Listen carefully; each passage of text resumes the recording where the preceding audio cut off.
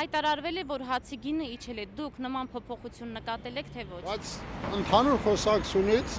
գունել տելևիզիոներ հաղորդում, որ ալուրը գինը իջել է,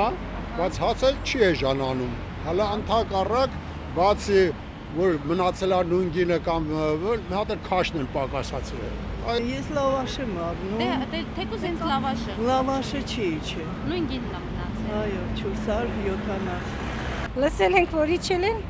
բայց կարծեմ չէ։ Վաճառում են չեք նկատել։ Չէ, չենք նկատում։ 170-200 է դարձել։ Вообще перекрմիշն է ժանանում, ոչ մի բան։ Քաշը իջնում է, որակը վատանում է, եթե գինն էլ իջնում է, բոլորն են տեղյակ։ Որակ ենք ուզում, որակ։ Հայտարարվել է, որ հացի գները իջել են։ Դուք նման փոփոխություն նկատել եք, թե ոչ։ Ես այդ ինֆորմացիան լսել եմ իհարկե, որ 30%-ով Ռուսաստանում եւ ընդհանրապես տարվա ընթացքում 30%-ով գները անկում է աճել, ալուրի գինը, բայց մեզ մոտ ես պիտի ասեմ, որ գները չեն փոխվել, գուցե քաշի մեջ ավելի է պակասել, բայց գները չեն փոխվել։ Փոփոխությունը կես տարի առաջ է հիշում, որ թանկացում եղել է, դրանից հետո ոնց կա, տենց էլ մնացել է։ Քանի անգամ մենք